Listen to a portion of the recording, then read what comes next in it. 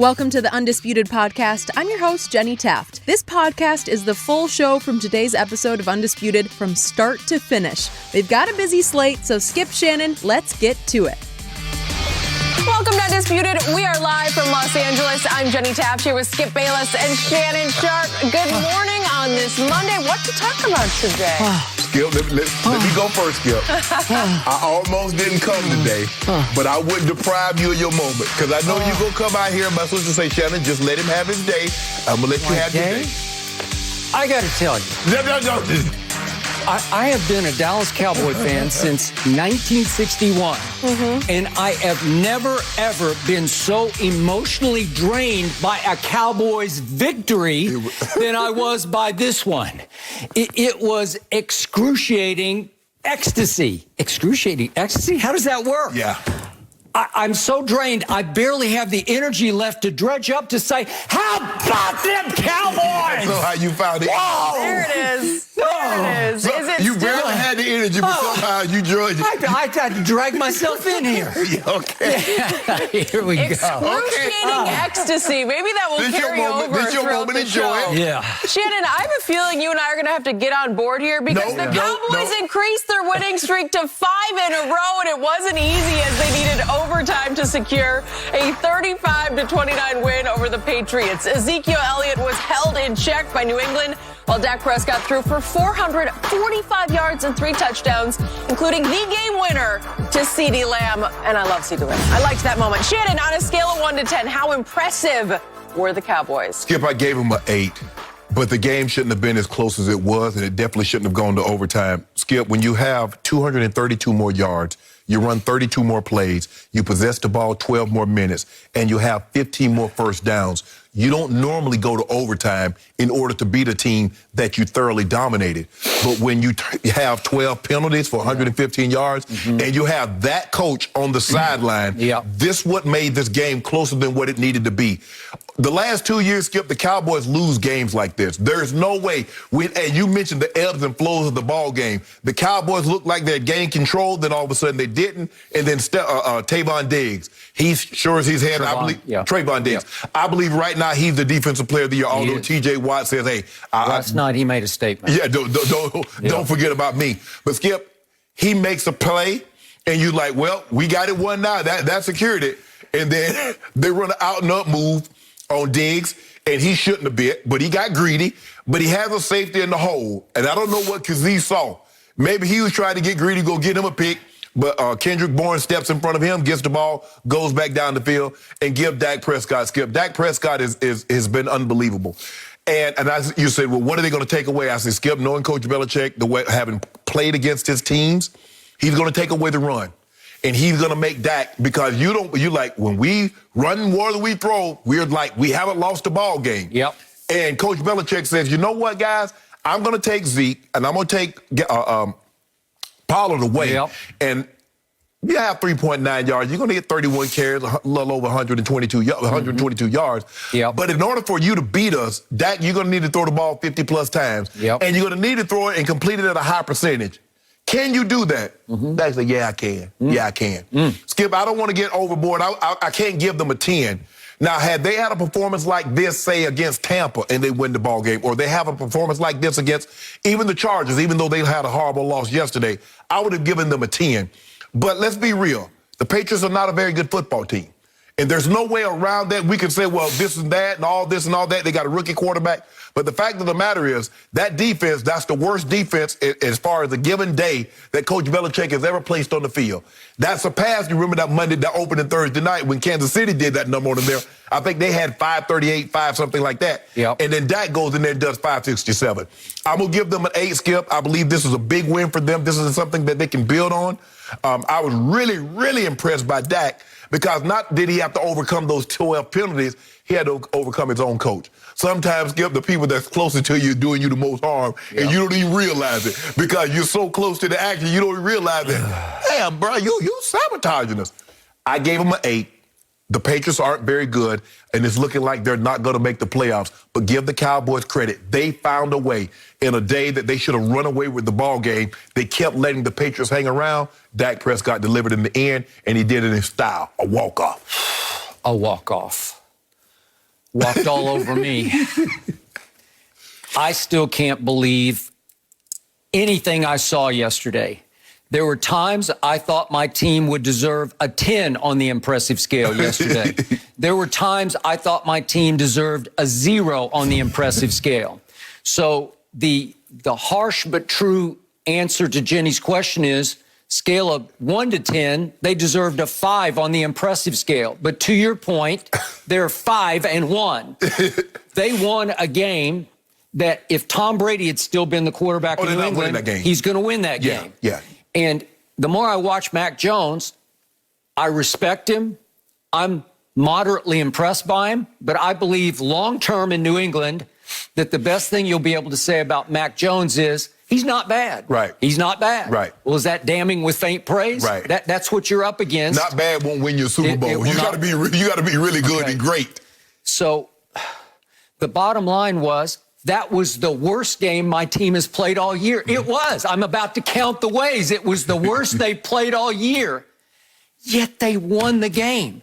They didn't do what you say are Cowboy things that lost the game. Right. They kept canceling out Cowboy things with great things. Dak Prescott's teams in 2016, 17, 18, and 19 would have lost that game. Yeah. Oh, yeah. 2020, definitely Dak or Andy Dalton. They're just going to lose that game. 2019, when they had Dak the whole year, you definitely losing that game. You're losing that game. And by the way, Dak went up there in 2019. It was foul weather in November. But they managed to score 9 points. Well, yesterday, at times, they look like the most explosive offense in pro football, and they well might be.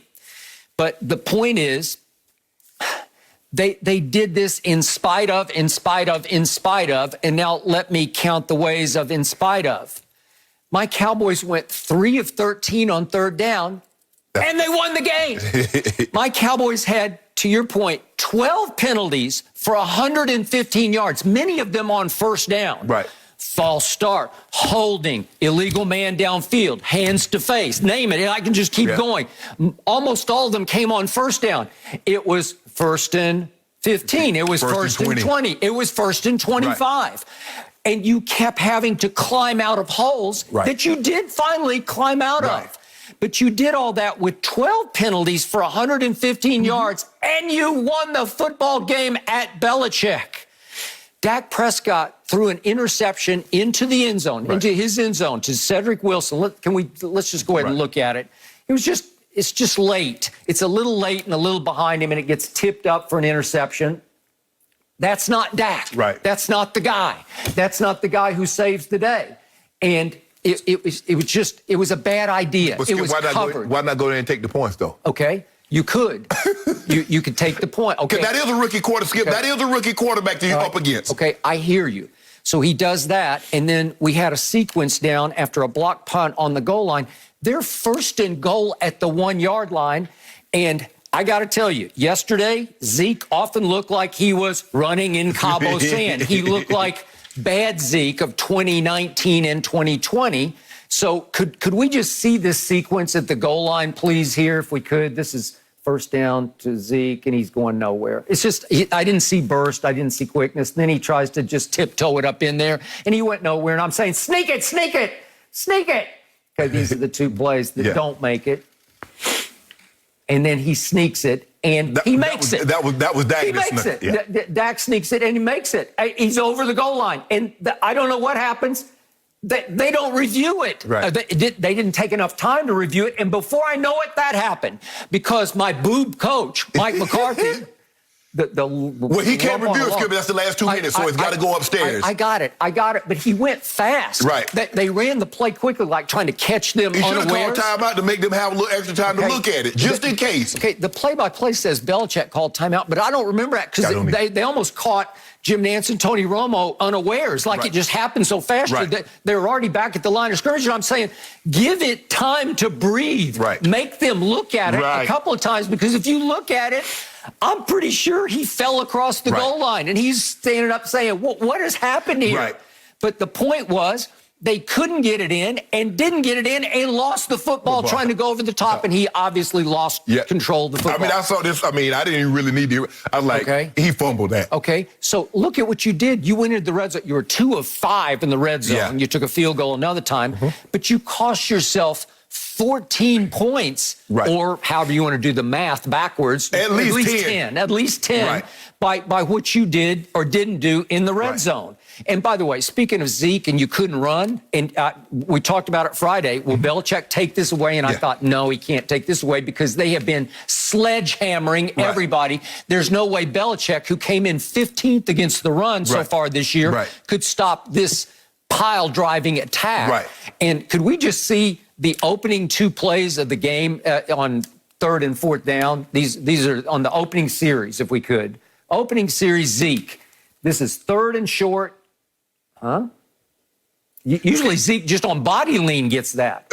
And then we go 4th and short, and Zeke does, here's 4th and short, and Zeke goes nowhere and gets knocked down in the hole. We saw this early in the day with Miami and Jacksonville. Skip, why are you getting shotgun and run that play on 4th? Okay, because you're so far from the line of scrimmage, you give them time to mass in the hole. And look at where he's going. He's going to have to try to. He's going to try to find a hole instead of just coming straight down here. I hate when they do this. So right away, you give them the ball at your 34-yard line, right? Like to start off the game, you're just saying here, and they go short field touchdown. And that's what I'm saying, Skip. You got a rookie quarterback. Why are you going for it on 4th down? So, put the ball and play So D. I kept saying my all-time favorite Cowboys stat going into this game was 28-0 when, with Dak Prescott at quarterback, they run it more than they throw it. Yesterday, they were required to throw it 51 times to only 31 runs, and they won the football game. Okay, that's pretty cool, right? Would you believe that my Cowboy defense allowed New England, the Mac attack, to score 4 touchdowns? Do you realize that Mac Jones' offense in the first 5 games had managed only 8 total touchdowns, and we gave them 4? Are you kidding me? And then Trayvon Diggs, as you said, I'm sorry, Trayvon Diggs, I'll get it right, I'm doing what you're doing, did exactly what he's done every game. It looked like he had saved the day. It looked like he had struck again. He picked 6s with 2:27 left. Let's just take a look at it, because it wasn't a terrible pass, but he just happened to be right place, right time. That's just magical. He's having a magical season. He drove on the ball. He sees him running the shallow cross skip. He comes right now, and the ball touches his hand. He's not missing. Skip is like a baseball player. It's like Barry Bonds. You make one bad pitch, he's not going to miss it now. And you know what? I was impressed with his burst here. That looked like a wide receiver, which his brother is, obviously, in which he was before. And then, to your point, we come right back the next play when I'm going ecstasy with agony. Ecstasy with that. Look at Diggs go. Boy, he can dig, can't he? And we come right back to Kendrick Bourne, and it's a mad play. They just say, okay, hell with you. We're going after you, Mr. Diggs. And to your point, Shannon Sharpe, I didn't mind what Diggs did on the play because it's trail technique, and he's just sort of saying, I'm lurking, I'm sort of right behind him. But he knows he's got Kazee over the top. And he's looking for Kazee. This ball should be Kazee's. Like, that's a bad idea. That's a wrong-headed throw. It's a mad throw. I'm just going to get you. I'm going to get you back right here. It took some guts to try this, but Kazee should put that in his back pocket. What you Skip, in a situation like that, just go ahead and make the play. Just go ahead and make the tackle, and you live this. Because if you look at it at the tail end, Diggs is pointing at him. That's you. Well, Diggs looked over his shoulder while he's chasing, like, where were you? So he's like, I'm going to jump anything underneath. I'm not going to give you anything short. And then you got over the top. And I don't know where he's going. You talk about a bad angle. That was horrible. It's like he ran himself completely out of the play. Well, guess what? Because he started last year in Atlanta for the all-time worst pass defense in the history of professional football. Okay, so you got to chalk that up. I thought he was, because he's been a playmaker, but you can't play like that. No. That was so disappointing because I went from ecstasy back to agony because that was the sign of a bad team. But then here we come right back again, and we pull it out. And we won in spite of. Now to Mike McCarthy. It was one thing after another.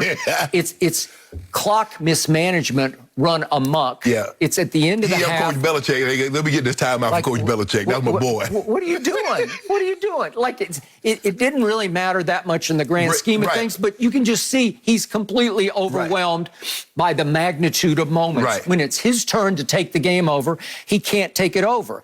And we had with 2:42 left, Dak scrambled, and they called it 4th and 2. It was 4th and a long one. Right. And I thought, okay, it's a 51-yard field goal, but it just felt like the momentum was, okay, now just go for it. Right. Because if you go for it and make it, you might just bleed the clock out. Correct. and go down and kick the field goal and win the game, right? And here's Dak's run. He just couldn't quite get home. Right. And it's 4th and 1, and they kicked the field goal, and I just knew what was coming. No, it felt like they didn't get set. They weren't mentally, emotionally set, and he snap hooks it, and I'm thinking, ball game. That's it, right? And you know the rest of the story. Right. Okay? So when I look at the big picture of this game,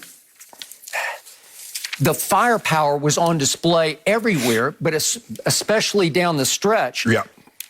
What Dak Prescott did at the end of this game and what he's done at the end of the games at GOAT and then at Justin Herbert and now, they're sensational drives to win games. But if we could just see the one for the field goal at the end, look at 4th and 4 at the 35.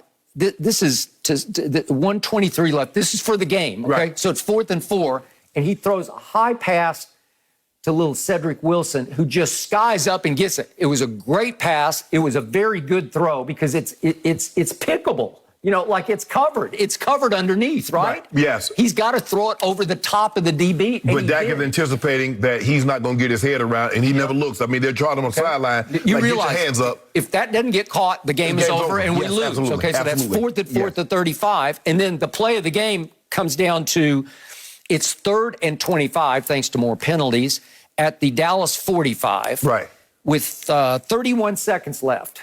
And this is just sensational on both counts, on Dak's part and on CeeDee Lamb's part. And CeeDee rises up. That's what he does best. He skies, he apexes, he high points, and he rips the ball out of the sky for 24 yards and to set up the field goal. That was a great throw and catch. But what happened to Coach Belichick that was known for such great in-game adjustments? Okay, you're rushing 3. Yep. You're rushing 3, dropping 8. You're rushing 4, dropping 7. At what point in time do you say, you know what? Dak is just petting the ball. He's finding guys. Skip, if you do not pressure a quarterback, you cannot drop enough guys because guys are going to come open. Dak's going to move just a subtle move, and then he's going to buy time and get open. At some point, Coach Belichick, you're going to have to make you're known, but I said, I tweeted, I was like, what happened to all these Patriots' great in-game adjustment? And somebody tweeted me back, it's down in Tampa. Well, thank you. Bingo. Because that's what it is, Skip. That must be somebody who follows me. It must have been. Skip, you cannot. I mean, you've done the same thing. You're like, we're not getting pressure. But on 3rd and 25, Skip, bring something, make him throw the ball. Occasionally, they brought the house. Man. And I thought it worked more than it didn't work. Occasionally, he beat it by swinging it to Zeke or dumping it to Schultz. But I'm like, dude, what are you doing, Coach Belichick? But give Dak. Dak was patient. He slid to the left. He slid to the right. When he had to run, he put his head down and he got what he could. But I thought the Cowboys, a game like this, in which they would normally lose, even to a team that's inferior like the Patriots, they would have found a way to lose a game. Now they're finding ways to win ball games. And I've been in situations like this before. You can see it. They're gaining more and more and more confidence. And if you're not careful, this ball of energy is going to get so big, and you're not going to be able to control it. I agree. Okay, here we go with the Mac Jones / Tom Brady memorial play. It comes down to 8:04 left in overtime, and it's 3rd and 3 at the New England 46. Well, this is the Brady play at Patrick Mahomes in the AFC Championship game. You just have to convert this. And this is Mac Jones. Skip, that was the drive. That was the drive. And I tweeted. I said that was the ball game right there. Skip, the safety takes a horrible angle. I believe he's going to get out the gate. Skip, he's gone. All he's going to do is hit up the sideline. It's over. Look at this. That's Aguilar. But that's Aguilar. His hands 50-50. That's it. So that would have been the game for them. That was it. And yet Dak comes back and gets the ball, and I'm thinking, have they figured him out? And he goes, that they ran it for 2, and then he goes 14, 6, 9, 7, 7. They're just chewing it up. It looked like the most explosive offense in pro football. And then, as Tony Romo correctly pointed out, I know you don't have the sound up, but he said on the previous play they wanted to run the same play that finally won the game. Right. And there was a timeout called, and they came right back. Belichick called timeout because he didn't like the look. And they just ran the very same play on Jalen Mills, who was singled up on CeeDee over on the left side. Well, CeeDee came all the way across the field, pushes him up, and then he like... And that's it. And a little cheap shot there. Well, CeeDee Lamb should have hit him on top of his head with his ball. Bruh, you had your chance. All that pushing. I'll take unsportsmanlike conduct. As soon as he pushed him out, I got him, hit him dead in his head with the ball. Over. The game was over, and it was okay.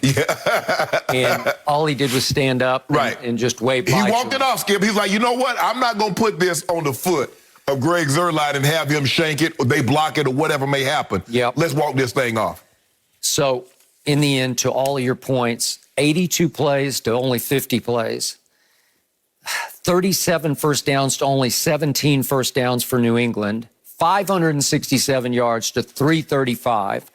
Most yards ever thrown against Belichick, although it did take overtime because it wouldn't have ranked without the overtime, because in overtime he had 71 more yards passing. So in regulation it would not have ranked all time because it wouldn't have been better than Kurt Warner was 401, Peyton was 400, and there was another one at 399. So, but it wouldn't have ranked, but he got the 71 in overtime, and that put him all the way up, obviously, to 445, which made the most yards ever thrown against Belichick. So most passing yards this year, I think, too, also. Yeah, and in the first quarter, he had the most first quarter passing yards. He had 161 in just the first quarter.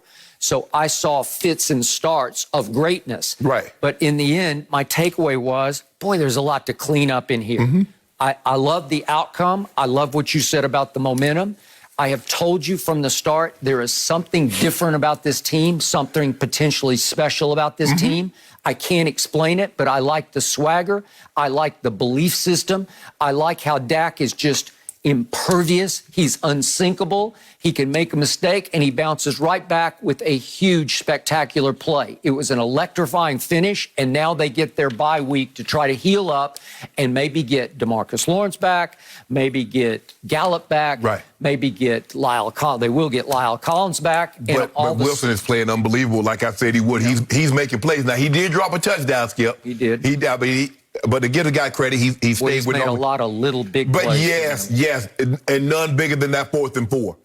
That was basically your play of the game, because like you said, he doesn't make that play, they're going to lose the ball game. Dak put it. He didn't. Either he's catching this or nothing's good going to happen. But Skip, look, like you said, when you look at this is not a 35-29 ball game. This is a 45-18, a 45-24 type of ball game. When you look at the numbers, if you just look at the numbers, didn't watch the game, you're like, oh, they blew this guy's out. With this time of possession, with this many yards, with this many first down? Oh, yeah. How many? They beat them by, 25? Nah, they beat them by 6 in overtime. Okay, final takeaway. Even though we had to win in spite of McCarthy, and I predicted before the year started, we will win in spite of. We won 5 games in spite of. I also predicted CeeDee Lamb would emerge as a star, and that was his breakout game. Yeah, he played well yesterday. He just came to the big party game. Skip, if you look at it like through the first 3 quarters, he was like very pedestrian. And then the 4th quarter in overtime, he lost his mind. And just like that just started feeding him. And they had no answer. And I was like, Coach, are you going to switch it up? Are you going to play cover 5? Are you going to play quarter? He just like, nah, we're going to just keep doing this. I was like, okay, you don't keep getting what you're getting done to you. I think Belichick viewed CeeDee Lamb the way you do, as he's all right, but not that guy. And yesterday he was that guy. Well, Skip, here's the thing. I mean, you don't have a Stephon Gilmore that you can say, you know what? We're going to take Stephon Gilmore. We're going to put him on Amari Cooper, and then we can play coverage everywhere else. Hey, Stephon, you got Amari man-to-man. That was at the height. That's when Stephon Gilmore was Defensive Player of the Year. He made Amari quit. He was having the type of season, Skip, that Diggs is having. That's what Gilmore was doing that year. And Now, all of a sudden, J.C. Jackson, he done forgot how to play football. I don't know what. Maybe he's waiting for a payday or something. Yep. But he doesn't look like the same guy from the previous 2 years. But give the Cowboys credit, going on the road, even though this was an inferior team, they had like 25 ways to lose this ball game. They did. And they found one to win. Thank you. No mercy. Aaron Rodgers scored in each of the final 3 quarters to help the Packers win 24-14 against the Bears. And the reigning MVP put the game out of reach with a rushing touchdown late. He wasn't shy after scoring as microphones picked him up, telling Chicago fans, quote, "I still own you." Shannon, did you like, love, or hate this? Pull up on him. Oh, I love it. of course. That's the guy I know. I don't know where he been hiding that. You know Aaron Rodgers arrogant, and I love it. Skip, there's a reason why they started micing the players up. Because the fans was always wondering, I wonder what they're saying on the sideline. I wonder what they say to the opponent in the game. I wonder what the communication is. Well, you got an opportunity to hear it, Skip. He's right, he does. Well, theoretically, Miss McCaskey, the great George Hallison's daughter, actually owned. But Aaron Rodgers got a big stake. 22-5 against the Bears, including the playoffs. Only Brady versus the Bills, and if I'm not mistaken, Big Ben versus the Browns has a better record against one opponent than Rodgers 22-5 against the Chicago Bears. So for me, Skip, look, it was not a day that required. And the thing is, what the really great quarterbacks understand, Skip, I got a rookie. If I don't turn it over, I don't believe he can do enough against our defense to beat us. Long as I don't give them short fields. Remember, the Cowboys going for it on first down on their own 34, gave a rookie quarterback a short field, and what did he do? Score a touchdown out of it. Yep. Aaron Rodgers says, oh, no. I don't need to be spectacular. We're going to be able to run the game, run the football well enough. All I can do is make a few throws here and there. Everything else will take care of itself. I thought he orchestrated the game plan. Unbelievable. He did not put the ball in harm's way. Got the one big play to Devontae.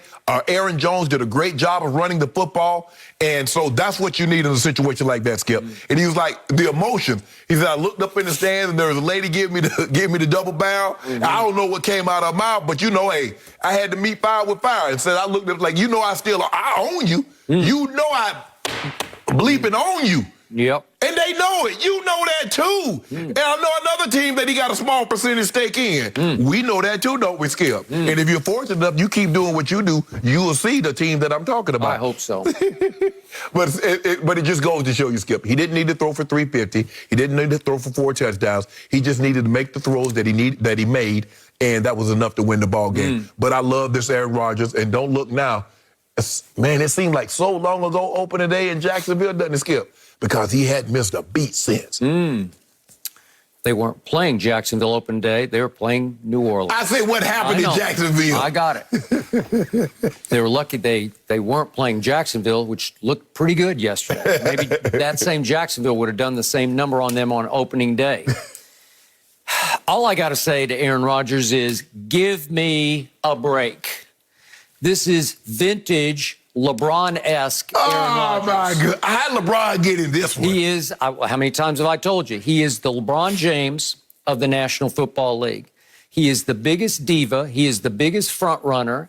And the audacity to seize a moment against a rookie quarterback in his 4th start, and you're barely winning the game anyway, and you go 2 out of 8 on 3rd down in the game, and you don't even throw for 200 yards in the whole game. They need to.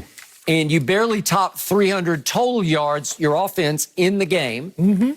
And you finally get loose on a scramble at the end of the game, and he looks slower than Tom Brady on this scramble. Did you see this? We got to see it again. He breaks loose, and then he's chugging, and he's chugging, and he's chugging, and he's chugging, and he's chugging. And he chugs into the end zone, and he makes it, and he goes, discount double check. Yeah. Championship belt. Really? Against Justin Fields and the poor Chicago Bears, and you're going to go discount double check? But Skip, remember last year in the championship game, now he was on the 8. He took off running from the 16 there. Pump fake, ran to the corner of the end zone. And that's all he had to do last year. No further questions, y'all. Well, he didn't do it. You better be glad he didn't. He forced the ball to Devontae. He stunk it up. He unclutched. He went LeBron James in the 4th quarter of a game. With the money on the table, he went LeBron. And his coach saw 3 plays and just threw up his hands and said, I've seen enough. I'm kicking the field goal here to make it 31-26. You're not going to go for it? You had first and goal at the 8, and you're not going to go for it? Really? Yeah, you should. Interesting. So yesterday, he goes crazy, and he said he kind of blacked out in a good way, and he looked up, and he saw the one woman in the front row, who said, How dare you do that to me? double bird on him. And he screams, all my effing life, I own you. I still own you. I still own you, Chicago. Own it! I own Justin Fields in his fourth start. I own the day in which I couldn't even throw for 200 yards while Dak Prescott threw for 465? Are you saying the Patriots have a comparable defense to the Bears? Yeah, I think it's in the ballpark. I think it's in the ballpark. Yeah, I do. What ballpark? Yeah. The only park they in, you told me Yellowstone or Yosemite? Because that's the only part where Patriots defense is in the park with the Chicago Bears defense. Well, it's coached by the guru genius of defense. Well, that's what you've told me. He's the greatest coach ever, or so you say. Skip. But it's just on sheer genius, it seems like they're pretty good. It's the Jims and the Joes, not the Bills. Okay? So you better have some players. I don't care what defense. Bill needs to worry about the Bills who are playing tonight. Exactly. Then, right? Okay. Exactly. All right. So the audacity of him to go championship belt when, remember, he's now 1-4 as Aaron Rodgers in championship games, NFC championship games. That man ain't thinking about that in that moment. Remember what the one was. Oh, my God. It was at Soldier Field the first time around when he was a road wild card team. Yes. And they just got quietly hot. And they won at Michael Vick, and then they won at Atlanta. He was great at Atlanta. And they wind up in Chicago. And Chicago had home field advantage with Jay Cutler at quarterback. And what happened? Jay strained his ligament. I don't know what it was. And winds up on the bicycle in the second half. And you're up against somebody who's even worse than Justin Fields at this stage. It was Caleb Haney. Yeah, he strained a knee ligament, and then the next day he was walking out here on Rodeo Drive. Okay. He seemed really hurt. Okay, well, they did diagnose it as like a first-degree sprain. It was sprained, and it was bad. But he sat over on the bicycle, so Caleb Haney tries to gut it out, and Aaron Rodgers stunk in the second half. He was unclutched in the second half because he almost threw a pick six to Urlacher. Remember this? And he made the play. Who tackled him? Okay, good. Way to go, Aaron. They deserve something from you in the second half, so at least you played a little defense. But the point was they didn't really win the NFC Championship game. They survived it. Okay. And they got to the Super Bowl, and I give you this, it was 10 years ago, and he finally won us. That was his first and last Super Bowl. He won that one, and that was it. And he's now 7-8 in playoff games since that. And he has the audacity to go championship belt. Championship belt. Just stop it. No. Just stop it. Hold on, time out. I just watched your guy against Honey Badger getting Honey Badger's face after he beating a team that has no offensive lineman and he's getting the upper hand. You're okay with him running, getting in Honey Badger's face, but Aaron Rodgers saying, I still own you, you got a problem with that. Tom Brady is the GOAT, and it's unquestioned. I don't care what he is. Aaron Rodgers is not in the same ballpark, Yellowstone or wherever, with Tom Brady. With Brady, okay. Yeah, okay. So the point was, but that's Psycho Tom. He gets into everybody. Okay, that was Psycho But he Aaron. wasn't screaming at Kansas City fans in the stands. He didn't do championship belt after he threw a touchdown pass to Gronk. Well, Jake didn't give him a great rate, so he had to let him know. He looked at the woman, oh, you Jake? Okay, well, take this. It's the rate, my rate too high. Did Tom Brady run to the end zone after he showed up Honey Badger and threw it to AB for the touchdown? Yeah, he ran and got in his face. Yeah.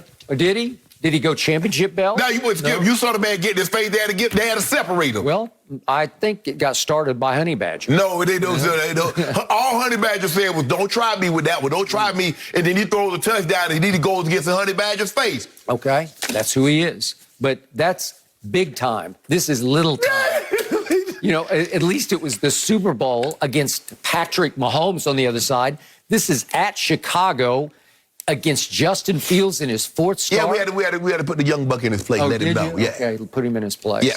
Impressive. Way to go, Aaron. Are you still on this bandwagon? You a hater. Aaron Rodgers ain't going anywhere, Skip. He ain't going nowhere. Yeah. 0. Well, he's middle of the pack. Every game. Let's go! Let's go! No. So that guy's MVP front runner right now. Tom He is Brady. not the MVP front runner. And the Packers quarterback is now middle of the pack. No. Middle of the pack. He coming, Skip. He coming. Is he? He been clean the last 4 games. He been clean. Yeah. Who's he beaten? Oh, now. Oh, hold on. Detroit. Seems like they played Detroit 3 times already. You guys just beat the Eagles. Okay. Well, I didn't Patriots. rave about it. Your team beat the Patriots and the Eagles and the Giants. Yep. I'll take it. Oh, yeah. so you don't want Aaron Rodgers to take it? No, well, not against Justin Fields. Come on. You just beat. I've owned you? Really? Skip. Y'all just, hold on. Tom Brady beat Mac Jones. Mac Jones is a rookie also. Okay, but he didn't scream to the stands, I own you, right? Oh, he was on the sidelines. He was. You know what you know it. You know it. You know what was going through his mind when that field goal sale. Yeah, Aaron Rodgers will get his this year. I know. You gonna get a Super Bowl? Yeah, is he? Hey, okay. Is that your new prediction? You predicted that. You said he gonna get his. No, he's gonna get it in a bad way. In a bad way. Okay, well, different quarterback to talk about, and I don't think we should worry yet, but Dak did have a boot on his right leg after the game, saying he was going to get an MRI for a calf strain he suffered on the game-winning touchdown pass. Prescott said he's not concerned and could have kept playing if the game didn't end. The Cowboys are entering their bye week now before playing my Vikings on Halloween, and now I'm not feeling so confident about that one. Shannon, on a scale of 1 to 10, how concerned should the Cowboys be about Dak's calf right now? You should be embarrassed by this, Skip Bayless. You Embarrassed? Really should. Yeah, you should.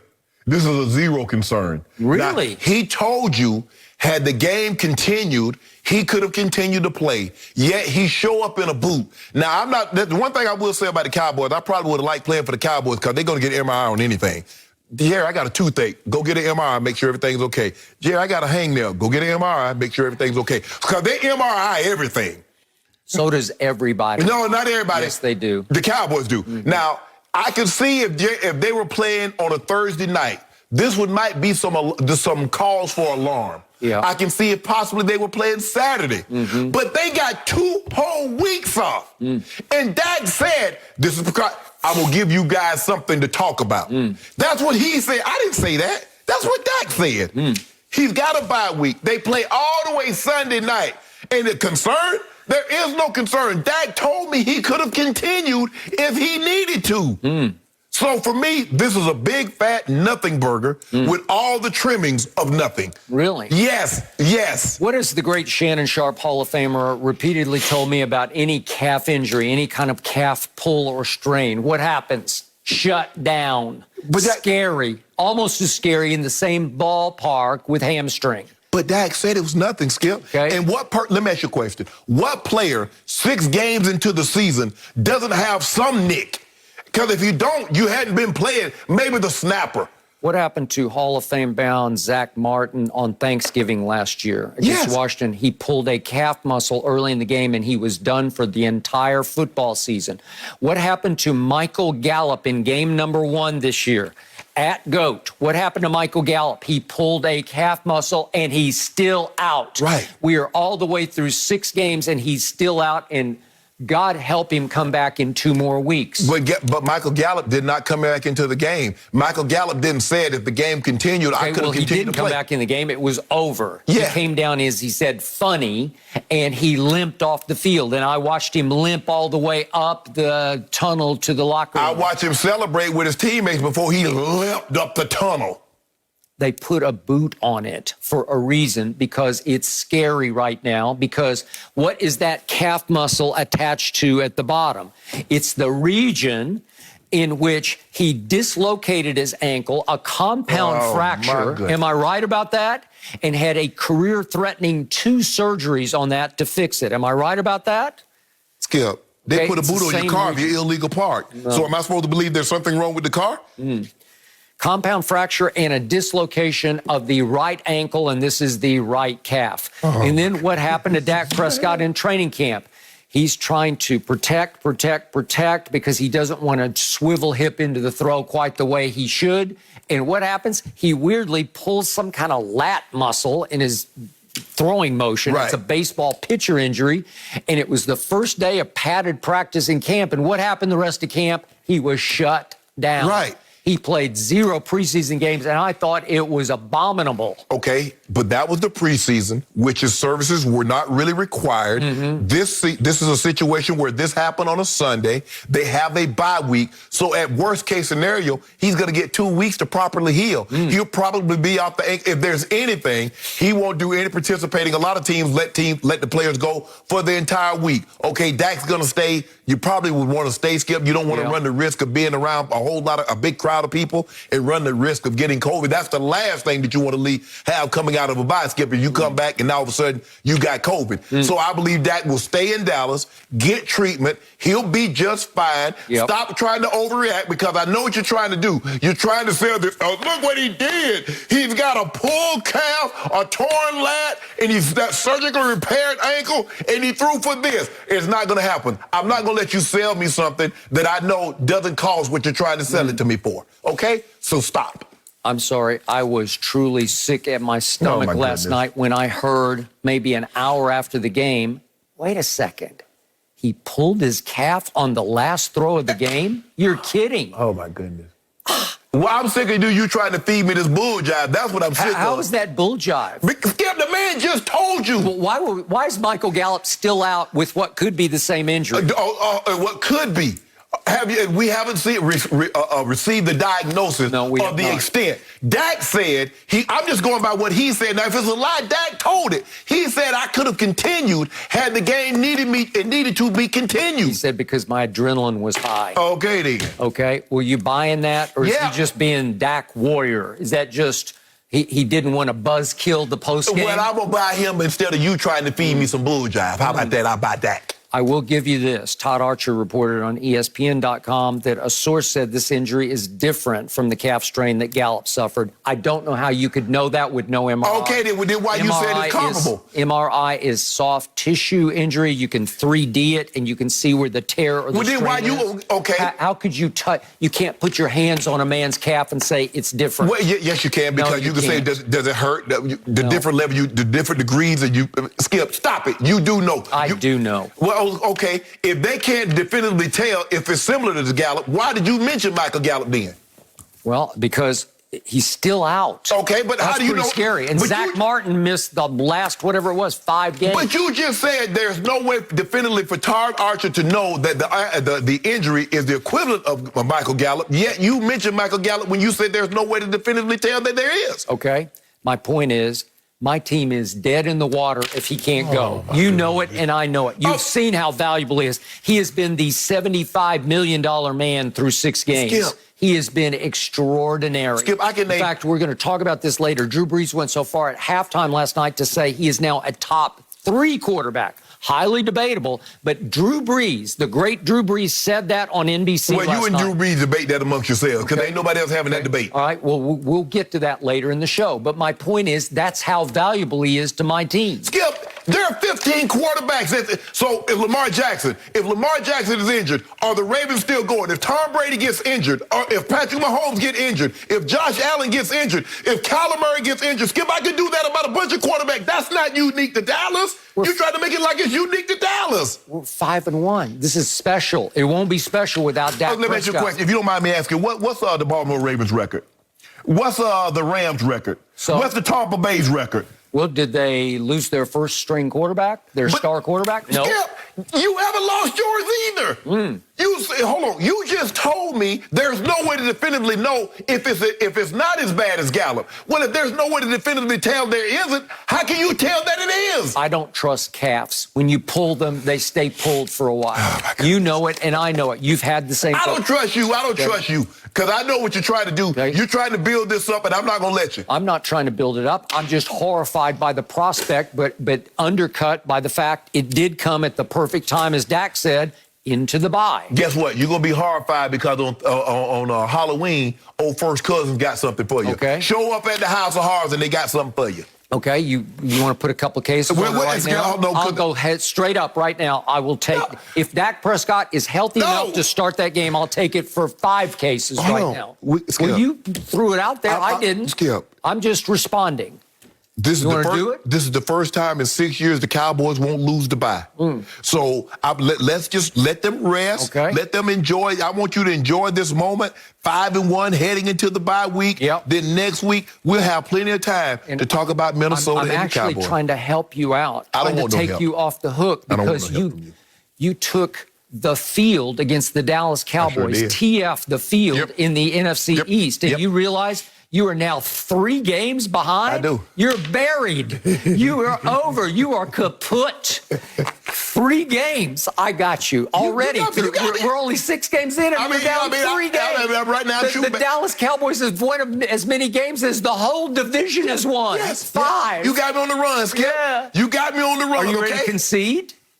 No. But I'm saying you got me on the run. I'm trying to help you out. If there's no Dak, you got a shot. Right. You have a shot. It's probably still a long shot, but you have a shot. That's why I'm not willing to concede, because there's still a lot of football to be played. I was just trying to hand you on a silver I don't want you to hand me platter nothing. a little tiny ray of light of hope. Just a tiny ray. No. Yeah. Big N, long O. No, I'm not conceding. So we have a tricky game at Minnesota, and they have credibility, but I will bet you 5 cases right now, if Dak is healthy, we will win that game. First cousin. First cousin really? dealing. He's dealing. Andy Dalton won up there last year. Andy Dalton beat first cousins who look like fourth cousins in that game. How he looking now? He's lighting it up. Okay. Way to go. But I do not fear him. And your defense can be had. You know that, I know that. Occasionally we can be had. Then we get to come home and face Denver and Atlanta.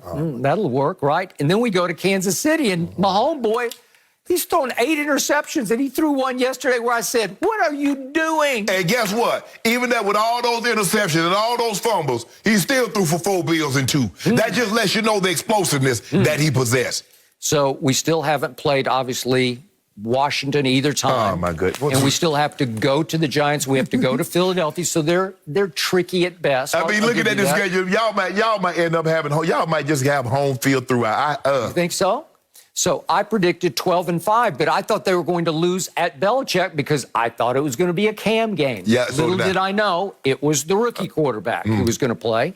And the point is, my 12-5 is looking real good. And if Dak is okay, if he can get through this calf strain, if it's not a calf tear or pull, then I got a shot to be better than 12-5. Yeah, you got a great shot. You're feeling real good right now. There's just a little bit of asterisk on it, a little bit of buzzkill, a little bit of party poop here. You buzzkilling it. Yeah, I'm just saying. Because I know you're trying to sell it. You tried to upsell something that doesn't need to be upsold. Well, I'm waiting to hear the results of the MRI. And they're not going to tell you the results anyway. Just wait and see. I'm trying to, but you want to make it say, oh, he had a boot on. Well, he had a boot. You should get down on your knees and pray that it's torn. Because I don't want that to be torn. I know. I'm knocking on wood for that. I don't want you to have an excuse when they get booted from the playoffs. Well, you know what? This team is looking like it could go a long way in the playoffs. Booted. Is it starting to look like the best team in the NFC? I don't know. That's how it's looking to me. If he's okay, I'm good. Just like Hannibal Lecter told Clarice Starling and Jack Crawford, they're going to get booted off the case. Really? Yep. When they found out they made that deal. Now you're going to literal headhunt. I know we got some time before this Vikings game, but I'm really going to start my prayers right now. Yep, because me I'm too, feeling Jenny. good, right? Like, let's get it done, Yes. Shannon. Let's get some prayers in. Minnesota, I'm all in on Cousins right now. No mercy. In a matchup featuring former Oklahoma Heisman winners and top overall picks, Baker Mayfield was easily outdone by Kyler Murray. While Kyler had 4 touchdowns in the Cardinals' 37-14 win, Baker struggled with an interception and 2 lost fumbles, and he also re-aggravated an injury in his non-throwing shoulder. So, Shannon, give Baker a letter grade. F. Failure. An F? Flunk. That's what he got. This was the game that Baker Mayfield was going to show you. I can stand toe-to-toe with the elite quarterbacks in the league, and I'll duel them. I'm at home, I'm in my backyard, and I got Kyler Murray coming in. His coach has COVID. Their best defensive player has COVID. This is my opportunity. And what did he do? First 4 drives, 3 and out, turnover, downs, fumble, INT. Can I interest you in that? I kept telling you, Baker Mayfield needs everything to be perfect. Now, he didn't have Chubb, but Kareem Hunt was running. Now, Kareem Hunt went out. Would look like a very bad injury. Chubb is out. So we're going to see just what your guy can do when he don't have the threat of that bonded running game. Can he throw the Browns to victory? Skip, look here. I thought their defense played well early, considering that Baker was turning the ball over. I thought he owned a bakery shop. Turnovers, apple, cherry, didn't matter. He had a bunch of them. Well, he's a baker. Yeah. So that might be his next commercial for Uber Eats. They deliver pastries also. Yep. Skip, look. This is what I want to know also. Oh, he re-aggravated. So was the shoulder re-aggravated before or after he threw that Hail Mary? Because remember, Skip, he was running down the field. Whoa, Baker taking off running. He running like this here. And I ain't seen him favor that shoulder or anything. Then all of a sudden, they started putting foots in him like I told you they would. He all up in the tent. He come out the tent throwing. You not Lamar. Lamar Jackson is the only quarterback that can go to the tent, go in the locker room, come out the ambulance, and still deliver a victory. That's not you, Baker. I keep telling you, you're not that guy, buddy. Trust me, you're not it. And I keep telling you, he's not that guy, Skip. He's not that guy. He's average. And as soon as you realize that, so you know what? I've hitched my wagon to an average guy that can't pull it with an enormous amount of speed, and he can't pull it that far, you're going to be okay. But just realize, he's not that guy, Skip. He's not it. You will just not give that guy any breaks. For what? You will not be realistic. You will not be accurate with what he was doing. Heisman Trophy winner, #1 overall pick. You hitched your wagon to him. You said, I said Baker. Deliver.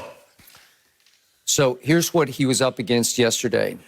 A month ago, he tore the labrum in his left shoulder, and it has now dislocated 4 different times over the last 4 weeks. Yesterday, according to Baker, it popped out twice. It just completely dislocated. And he was even wearing a harness on his left shoulder. Go try throwing a football with a harness on your left shoulder. He threw the ball 60 yards in the end zone on the Hail Mary. Guts, pure guts. Okay, well, have guts the whole game. Adrenaline lets you, and you got to shoot it up and you got to let it fly.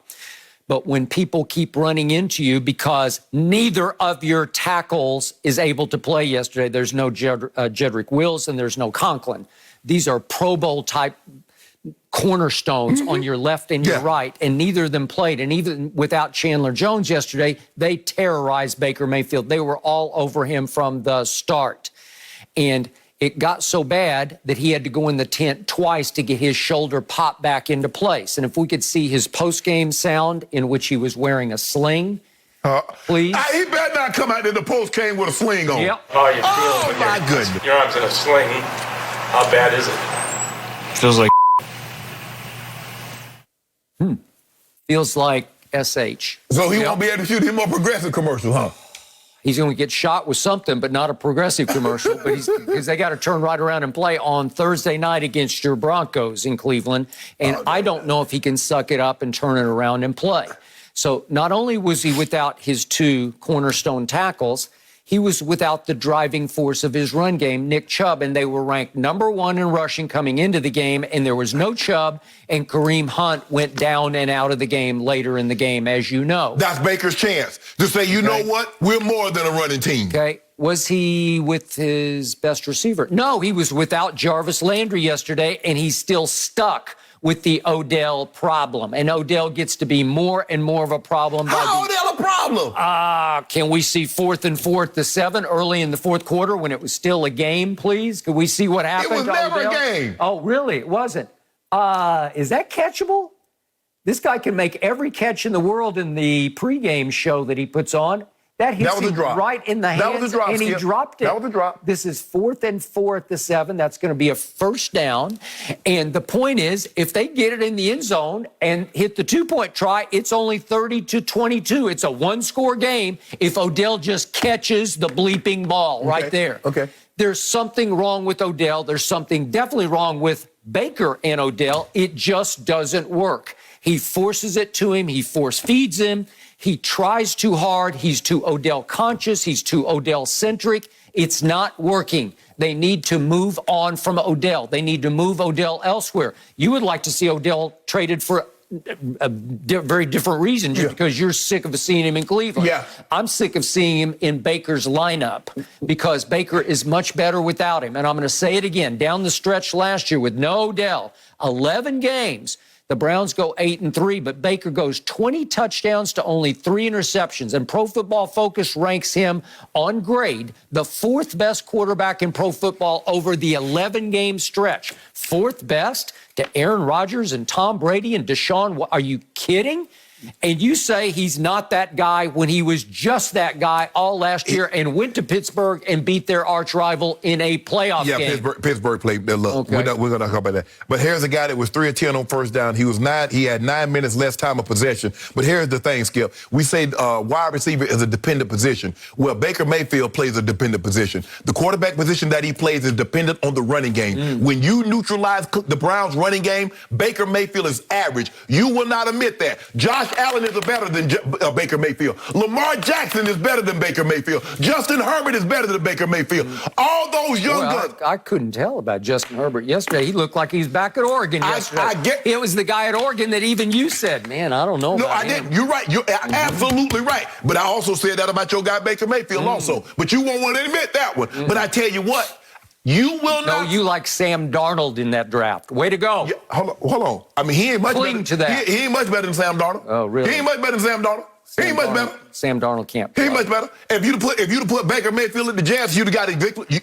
He looked like Sam Darnold. By the way, Sam your Darnold other with the guy Jets. that you drove the bandwagon on, Tua, he can't play. Tua looked good. Tua looked good yesterday. He looked terrible to me. I watched the whole game. The man threw for 347. Yeah, he throws it like 7 miles an hour. And get there. Yeah, he couldn't get a speeding ticket with his arm. Yeah, that's okay. That's okay. It was effective. Look, we'll talk about. I don't know if we got this in the rundown, but look, I don't like Brian Flores. I don't know what he was thinking of the situation with 5 seconds on the clock, playing for the Hail Mary when all they need is 10 yards to get field goal range and kick a 53. That was a sweet, clever little call. Yeah, just throw that quick slant and just get it down on the ground, slide they call it, and just. Yeah, well, tell me what Brian Flores was thinking. Okay, But anyway, no, I'm not going to let you distract me from Baker. You're not going to distract me from Baker. Yep. And think about it, Skip. The defense held. Baker had 2 first-half turnovers, both of them on Cleveland and Cleveland side, holding a field goal. That's what the defense did. Really? And Baker threw the Hail Mary coming out. Woo! Everybody fired up going into the locker room and stuck it up from there on. 2 shoulder dislocations in 1 game, and you don't have Nick Chubb, and you don't have Jarvis Landry, and you don't have either Pro Bowl quality tackle. You don't have any of that, and you're wearing a harness? Yeah. Guess what? Well, they tell me Kyler Murray dislocated his ankle from putting it in Baker Mayfield's butt. And yeah, I gotta say it's dislocated. He walked out of there with a boot, hobbling. Yeah, say J.J. Watt carried him on his back up out of there. Say, man, hey, rest that ankle. We're gonna need this. Kyler is out of his mind. No, out of his By the mind. way, I told you A.J. Green was going to change the way they play football, and he does, because if you single him, he is going to scorch you. But Skip, you got D-Hop on one side, you got A.J. Green, but Christian Kirk and Rondell Moore and Zach Ertz is about to get there, and he's better than the Williams kid that got hurt. He's a better tight end than him. This offense is about to go to another level. And James Conner, no longer in Pittsburgh, he looks pretty great. And still, you got the little guy with those legs, Skip. Man, that Joe going 100. He like Bo Jackson in Tecmo Bowl. Okay. Man, he going all over the place. Who did tell you coming out of college that he was the real deal and worthy of the #1 pick? And who scoffed? Who was skeptical? The Hall of Famer was skeptical of Kyler Murray. Why did I say, why was I skeptical, Skip? He's too little. He's smart. Skip, can he stay healthy? Well, that was my only concern, Skip. So far, so great. Right. So hopefully we 6 games in. Hopefully we don't have that. By the way, he did it yesterday with, weirdly, the assistant receivers coach calling pass plays, while the assistant offensive coordinator in charge of the run game called running plays. How do you combine? Who chooses whether it's time to pass or run? When you got two voices in your ear, it's just like the weird, and it worked because Kyler made it work. Yeah, but I'm saying who didn't make it work? Well, he's hurt. Whoa. Look, they were just running away with the rushing title, and they had a great 73 total yards rushing yesterday. That worked? I know a guy, I know a team that their running game got neutralized by the Indianapolis Colts on a Monday night. It got neutralized. They say, we refuse to allow you to get 100 yards. And all he did was go out there and throw for 442 and 4 touchdowns. Now, I ain't going to call the guy named Lamar Jackson, who's in the MVP. We're going to talk about him. But that's what you do. If they neutralize, what Dak Prescott do yesterday, they take away the run. We're not going to let you run the football. Dak says, okay, fine. Bap, bap, bap, bap, bap. Hey, Lamar Jackson, that's your time, Baker. Skip, that's your time to shine.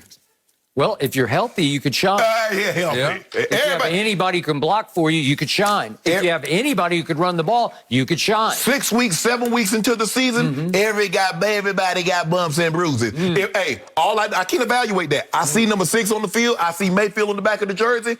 Guess what? If you don't get it, he gonna see another Mayfield, a Mayfield moving band. If you don't get it in gear, that's the next Mayfield you gonna see up in Cleveland. After he won a playoff game. I know a bunch of guys that won playoff game and got up out of there. Jared Goff went to the Super Bowl and they got him up out of there. How many playoff games has Lamar won? 1. Oh, it's only 1. Yeah, how many Baker won? 1. MVP. Lamar Jackson already got one of those on his resume. Your guy ain't even come close to MVP. Well, he had an 11-game MVP stretch last year. Ain't no MVP. What is that? How many head coaches and coordinators has Lamar had in his time in the league? Your guy keep getting the fire. 1? Your guy keep getting the fire. Really? Your guy keep getting the My fire. guy's had 4 and 4 in 4 years. Lamar got an actual MVP trophy. Your guy got stretched. Well, what is that? That's a stretch MVP. That's a piece of paper. That don't mean nothing. Yeah. You know it and I know it. Will you finally admit this? I told you, Lamar Jackson is better than Baker Mayfield. Right now, he's better. Right now, he was better yesterday, the day before that. In 5 years from tomorrow, he's still going to be better than Baker Mayfield. Josh Allen is better than Baker Mayfield. I tried to tell you that also, but you head hard. You don't want to listen. We'll see. It's early. Early? Yep. I got to get my guy healthy, and then we'll have a conversation. I mean, theoretically, it is early out here in California, but it's not early in their careers. It's not, Skip. Okay, just remember, I'm not backing off or down on this. You got to give him a little break because it's hard to throw with the dislocated shoulder. Well, you got to sit it down. Because I can't evaluate you on that. Sit it down. He may have to sit it down. Well, sit it down. Yeah. Sit it down because you're hurting the team. Yeah. There's only 1 or 2 things you do, Skip. There is no in between. You either helping or hurting the team. Which is he doing right now? Is he helping or hurting? Odell is hurting. I didn't ask you about the Odell. I asked you about Baker. I just showed you how much. That's 2 weeks in a row Odell's dropped a 4th down pass that hit him right in the head. And that's 2 weeks in a row your guy laid an egg. Yeah. No mercy. Lamar Jackson and the Ravens ran over, around, and through the Chargers to the tune of a 34-6 blowout win. Lamar threw 1 touchdown in addition to spearheading Baltimore's always potent rushing attack. The Ravens won their 5th straight and now sit atop the entire AFC. So, Shannon, how high do you have Lamar ranked in the MVP race? Skip is really close. There are a lot of guys that's in that you know, from Brady to you throw Rodgers if you want to throw Rodgers in there. But I think Brady, Murray, Kyler Murray, Matthew Stafford. But Skip, for me, I got Lamar. Skip, I don't think anybody is more responsible for their team winning and losing than Lamar Jackson. And what he showed us the previous 2 games is that teams say, you are not going to run the football, Lamar. The Broncos held him, and he took the last second. Instead of a kneel down skip, they scrambled and got 8 yards to go over 100. Yep. But he threw for 316 that day. And the coach says, we refuse. We're not going to even put you in that situation. Even if you try to get in the victory formation and run, we're going to hold. They had him to like 80-something. And he throws for 442, 4 touchdowns, and the walk-off in overtime. So for me, Skip, nobody, and it seems to me when he plays well, everybody plays well. Look at the way their defense, and we know what Justin Herbert has been this entire season, and they made him look very pedestrian yesterday. That's a compliment, actually. I think that you're giving him a break with pedestrian. Skip, think about it. They've lost their top 3 running backs. They got Devontae Freeman. He couldn't find a team the last 2 years. No. Le'Veon Bell, nobody wanted him. New Orleans didn't want Latavius Murray. No. And they come in and they balling. Yep. Touchdown, touchdown, touchdown. Look, if Devontae Freeman had a nice run. Murray had a run. Le'Veon doing his thing. And Hollywood dropped a touchdown yesterday. He did. That ball right on the money. You got to catch that one. You got to help your quarterback out on that situation, Hollywood. But Skip, you look at what he is as a passer, and he's 7th in the NFL in rushing. And They're the top seed in the NFC. And Skip, they beat the Colts, they beat the Chargers, they beat the Chiefs. They're for real. They're legit. And it looks like it's probably going to come down between them and Buffalo as the road to, I think we're here in SoFi. Yep. It's probably going to go through one of those cities. That's where it's shaping up, Skip. So for me, I'm going to put Lamar. I know it's a very unpopular opinion, but I'm going to take Lamar because what I've seen from start to finish, they really should have won opening night. He didn't play well against the Raiders, had the costly fumble. But since then, he's been marvelous. I don't think it's unpopular. I think it'd be a popular opinion. I think it's gaining steam now, Skip. I really do. He's the easiest to root for of all these quarterbacks because his degree of difficulty has been the highest. Right. They have been decimated the way nobody has been decimated. At some point in time, they were down left both tackles. As you mentioned, they were down both tackles. They lost Peters, who was one of their better defenders. Okay. I'm sticking by my guy Brady. You okay? But it's getting closer by the throw or the run. Yes. So Brady has 17 touchdown passes to only 3 interceptions. Right. Brady has only 1 turnover-worthy play, which was the interception this last game right. that you and I went back and forth about. There was almost a second one, but they're not grading that as a turnover-worthy. Okay.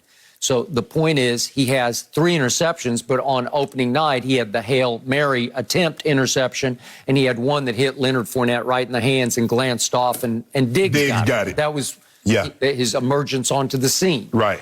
So I'm sticking by Brady, but it is getting close because Kyler is unconscious right now. He is. So he's 14 touchdowns to 4 interceptions with 3 rushing touchdowns. But I believe that the voters, or maybe the masses, on Kyler and Arizona, they're just like, wait and see. Because they jumped off hot last year, and there was the Hail Murray. Right. And from the Hail Murray forward, when they beat Buffalo at home, he fell apart. Right. And he got banged up. He got nicked against Seattle. I think it might have been the next game. And he was never quite right. Correct. And he struggled. His arm's been banged up, and he looked fine yesterday. Right. But again, they are a flying circus right now of aerial display because they're as fun to watch as anybody. Hey, Skip, you know, people talk about the Cowboys receiving core, they talk about Tampa's receiving core, but Arizona's not taking a backseat to anybody. I don't think so. With Green, Hop, Rondale Moore, Christian Kirk, now they got Zach Ertz added into the mix. Ooh. Wow. They got a nice squad over there. Okay, but I think people are waiting and seeing on Kyler. Just can he take the beating? Can he withstand it? Right. Can he keep standing? Right. Can he play at this level and sustain it we got 17 games, so we got 11 to go, right? But 6-0 was 6-0, and I am impressed. So he's right in the middle of this. Yes. But it's hard for me to write off Lamar because of degree of difficulty. Right.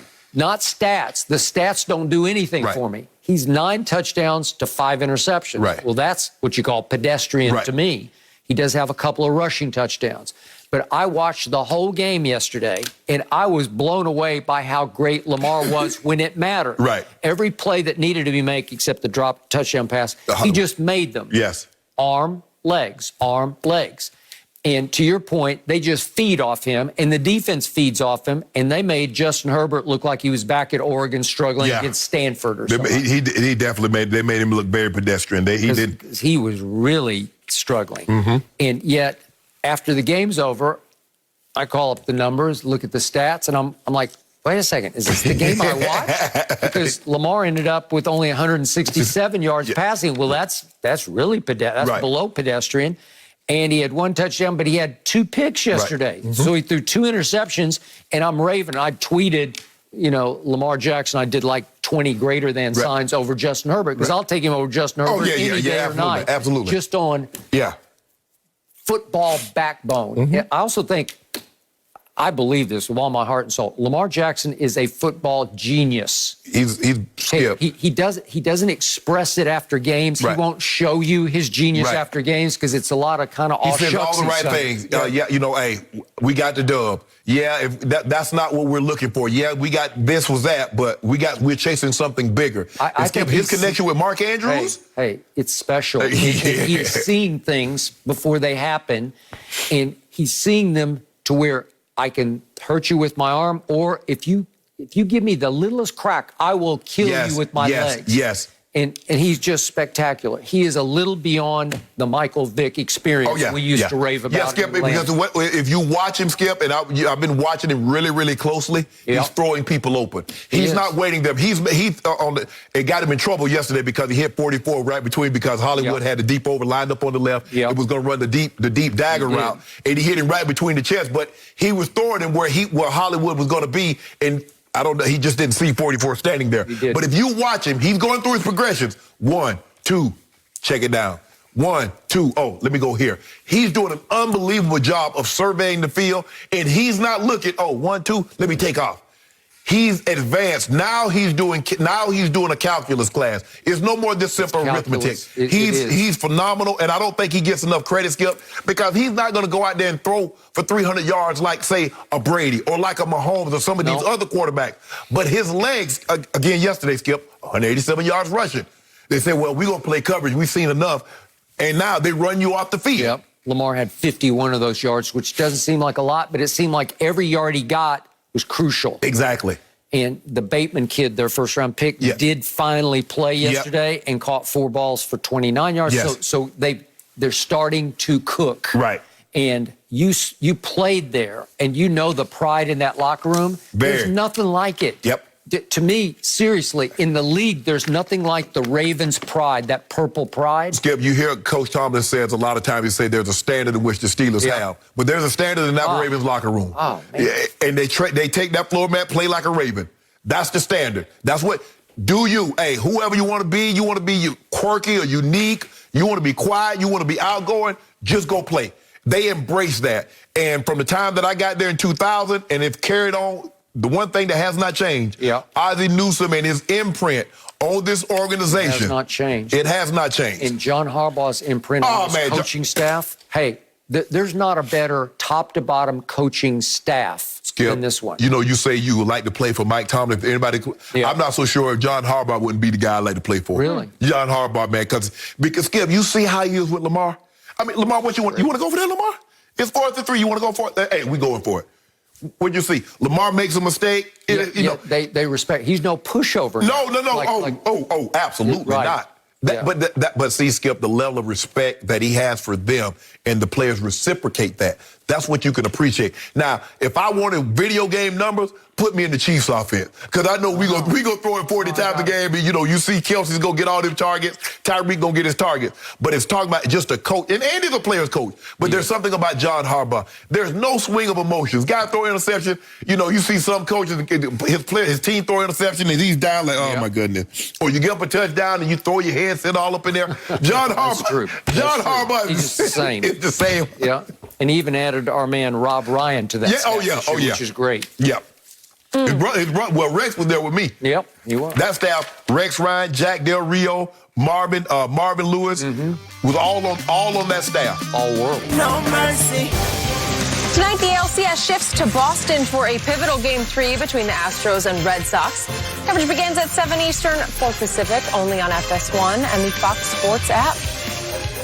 And speaking of Boston fans, they'll be having nightmares about CeeDee Lamb after the Cowboys receiver torched the Patriots secondary for 149 yards, 2 touchdowns, including the game winner in overtime. Oh, I love that smile, Skip.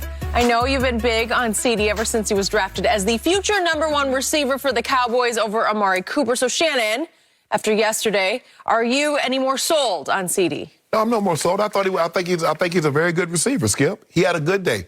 A lot of these receivers, a lot of these guys in this league are capable of big games every once in a while. Now, the previous 4 games, he averaged 4 catches for 64 yards. Just a couple of weeks ago against Carolina, he had 1 catch for 13 yards. That's not elite. The elite guys. I actually had him for 2 catches for 13. Okay, you want 2? Okay, we give you 2. Okay, he had 2 catches. Well, that's even worse, Skip. So now he's 6.5 yards per catch. Look. To be a top guy, to be the guy that you believe that he's going to be, you need to do what he did yesterday. And I'm not talking about 149 and 2 touchdowns, Skip, but you need to be that guy every single week. And then sometimes he's not that guy. And so we just need to see consistency. I've never doubted the guy's ability. I think he has phenomenal ability. Tremendous run after the catch because he is a returner. Most guys that can return the football are tremendous run after the catch. AB broke into the league as what? A returner. So he's tremendous run after the catch. Tyreek Hill was a returner. Tremendous run after the catch. So he has that ability. But I just need to see what you believe he's going to be. I just need to see it on a more consistent basis. Yesterday, he was phenomenal. He got off to a very slow start. The fourth quarter and overtime, he basically took the game over. He did. I need to see him do this earlier, more often. And then I can say, you know what, Skip? You hit the nail on the head. This kid is sensational. He's a top 5 receiver. But I'm not going to put him in that category just yet. Okay. I raved about this kid when he was at the University of Oklahoma because he was all they had. They were not loaded in depth at receiver. And when in doubt, it goes to CeeDee, and he was run after catch like crazy. Like Texas couldn't get him. I remember that one he had against Texas. Remember? They just couldn't get him. They couldn't tackle him. 2-3 tacklers couldn't get him on the ground. So he led college football in yards per catch at 20-some yards a catch. His last year at the University of Oklahoma. So when they stole him on draft night because he fell all the way to them when they had him much higher on the board, I just proclaimed the next day he will soon be Dallas's #1 receiver over Amari Cooper. And it has been slow to happen, but I believe yesterday was his coming out party. I believe that yesterday the team saw, because they see it in practice every day, he's our go-to. He's our #1. But here's been the shock about the CeeDee that I watched in college. When I saw him in Hard Knocks, that's the first up close and personal I got to see him behind the scenes. And his personality was quieter than I thought. He was way more reserved than what I thought. And all of a sudden, I've got a #1 and a 1A receiver, whichever way you want to look at it, and both of them are non-divas, right? What is the typical NFL receiver is get out of my way and throw me the damn ball, right? But the thing is with him, different than Amari, Amari catches a touchdown, Amari, no celebration. Amari gets a first down, no celebration. CeeDee, every first down he does a little one. Just a little. And remember, Skip, he waved goodbye. It's over for you. Get on up out of here. I think he's coming out of his shell, and he came way out in the fourth quarter and overtime yesterday. And remember what Dak said, just standing on the sidelines watching him catch a go route during the Hard Knocks? He said, it's like he walks under go routes. Well, it is. And the go route he hit him with on the Giants, that was spectacular. And then, remember, Dak still, when in doubt, in the gravest doubt, he goes to number 88, who's starting to live up to that number that he's wearing. Could we see the throw that, remember, on opening night at Tampa, it's 3rd and long late in the game at the 2-minute warning and 3rd and 11, and they just say, let's go to 88. And here's red option. Yeah, and guess who got loose and ran after catch? And they got 31 yards, which set up the field goal that I thought might win it, but they left the GOAT 1 minute and 24 seconds. So to your point, when I look at the game log, I see hits and misses. But to your point, like even against Philadelphia and then Carolina back-to-back at home, he was just kind of quiet. I mean, like he's quiet as he was in Hard Knocks. Well, that's no good because I'm going to remind you what just really started your engine over there was our man Megatron, Calvin Johnson. Remember, he was asked, what young receiver do you think is about to emerge as the go-to guy, the guy? And he said, I love seeing CeeDee Lamb. I love watching that kid go up and make a play on the ball. He will high point the ball. Well, that's what he does. Yeah, he does. He does high point the ball. But Skip, we got a lot of young receivers. Jamar Chase. Okay, I got it. I got it. But Megatron went on to rave about CeeDee Lamb. The guy's elusive. He's not a tiny receiver. He's not a huge receiver, but well, he slipped. Skip. He's like 6'2". What do you think he goes? 200? Maybe 200. He's like slim strong. But he got stronger in the weight room. And Megatron goes on to say he likes to go up and make a play. I see a guy who goes up and uses his hands to high point the ball. We see all that. But he is explosive after the catch. So he's starting to remind me a little bit of who I think is the best receiver in pro football, and Aaron Rodgers benefits from him every Sunday because Devontae Adams is just beasting people. he just plays with such swagger and explosion. Yeah. He just snatches the ball, and he's running so physically that they can't cover him. He's so smooth in and out of his breaks. And Skip, the thing is, I think the difference is between CeeDee and Devontae is Devontae knows I'm getting 10 targets. Yep.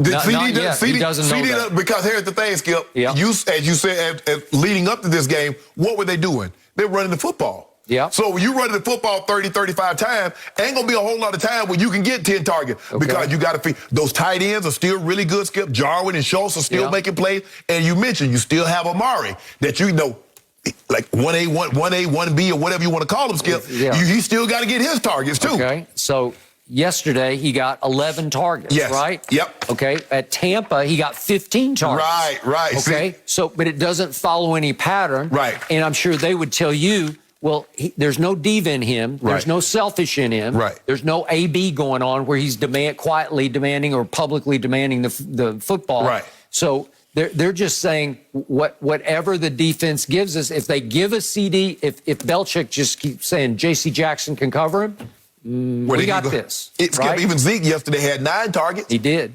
Zeke can catch it out of the backfield. He shocks me. He's been doing a very good job catching the football. Man. CeeDee, Wilson, he got 7 targets. So because there's a fluctuation in targets, Skip, you're probably going to get a fluctuation in his play. For a while, Dalton Schultz was leading the team in targets because he became the go-to security blanket. So as long as you see the fluctuation in targets, because one guy might have 10 one week, the other guy, you're going to probably see a fluctuation in his stats. But there's going to come a time, Skip, where he's going to get off the bus knowing I got 10 targets coming my way. So I'm going to be around that 80 to 100 yards a game. So very quietly, for those receivers targeted more than 45 times so far this year, CeeDee is averaging 15.1 yards per catch, and that's tied for second behind Deebo Samuel's 1, and Mike Williams is tied with him at 2. Right. So he's coming. He's coming out, of the shadows. Right. He's starting to emerge as that guy, and I believe he's already that guy for the Cowboys. Now he needs to become that guy in the National Football League. And I think it's slowly but surely happening right before your very eyes. But just when you least expect it, Amari Cooper pops up with one of those big games. You're like, well, damn, Amari, where you been? He was pretty quiet yesterday. But Skip, he was quiet. But when they needed a first down, he had a good... there you go. When I watch him coming out of his breaks, it's like, God, he can really just plant and cut. Yep. Well, I'm happy I have both of them. You're happy for Dak. Now you got like Dak. seeing a little bit more of CeeDee's personality because he is such a special guy, and I loved covering him in college. No mercy. So Big Ben and the Steelers beat the Seahawks 23-20 in overtime last night. Roethlisberger threw for 229 yards and a touchdown, and Pittsburgh improved to 3-3 on the season to stay in the postseason mix in the AFC. Shannon, here's the question. Are the Steelers a playoff team? I still don't believe they are, Skip. I'm not getting excited about 2 wins against the Denver Broncos and Geno Smith led Seattle when both games came down to the wire. Skip, Ben is not that. He's dependent on a defense now. Skip, Ben had 7 guys that caught a pass. Not one guy had a 10-yard average or better. Not one. Okay. The highest was 9.0, 7.9, 8.3, 7.7, 8.5, 5.0. He's not pushing the ball down the field. Skip, that was Geno. You know Geno going Geno. But to his credit, I don't know what they were thinking because they got into a rhythm. First down, run. Second down, let's try to pass, and we don't get it now. So what do you think T.J. Watt's looking to do?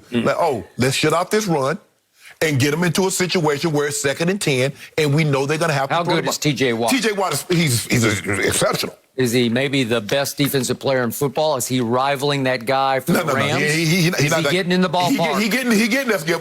Okay, when you say park, we're talking about Yellowstone. We're talking about Yosemite. He's in that park. But Aaron Donald's on a whole new Skip. We're talking about a guy that's possibly going to go down as the greatest defensive player ever. That's where Aaron Donald was headed. Now, Give T.J. Watt credit, Skip. He wreaks more havoc right now than Aaron Donald does. No. He doesn't get the Skip. They're doubling and tripling. They doing steal shots. They got 3 guys trying to block Aaron Donald. Yesterday, they doubled him, and he split the double team and tackled the guy for a loss. But T.J. Watt is special. But, Skip, here's the thing. The Steelers still have 2 games against the Ravens. They got 2 games against the Browns. They're going to probably split, probably win down. Cincinnati is not that Cincinnati anymore. Nope. And they still at Chargers, at Chiefs, Titans. Okay. So we're going to find out a lot more about them because, they're still last in the division. I don't know if you know, I don't like to break the news to you, or, I rest your soul, Walter Cronkite. So I don't like to interrupt our normally scheduled program to break this news. The Pittsburgh Steelers are last in the AFC North. Walter Cronkite's way before my time. He might be in your time, not in mine. Walter Cronkite was the gold standard in the news, Skip. Back in the old days. He was. We grew up, and then he signed off in 1981, and Dan Rather took over. We watched CBS do it. Wow. Sorry about that, Pop. You had to have news. That was going on. No. I am not betting against number 1, Mike Tomlin, number 2, T.J. Watt, and number 3, Big Ben Roethlisberger. If you want to call him Medium Ben Roethlisberger. He Big Ben. Okay, big, okay. I got it. But last night, in the middle of the third quarter, he made a couple of throws that had Chris Collinsworth coming out of his seat. But he comes out of his seat on everybody. Well, he does not. And again, you don't listen, but I do. And I took this to heart. If we could see these 2 plays to Deontay Johnson, that's the first one. It was just a sweet throw, just a zone beater. And then he came right back and threw another one. And that's just big. Oh, that's the first one again. Here's the second one. And that's Big Ben. Okay, he can't move anymore, but he can read and he can sling. Yeah. That's what he can do, read and sling. And he just has a touch. He has a feel for how to win football games. Skip, he hit Adams in the face with the ball. The game, that should have been a pick 6 to the house. Right. The same Jamal Adams who was raving about, I'm the best in the country. He's the best in the nation. Best in the nation. Yeah. Okay, thank you.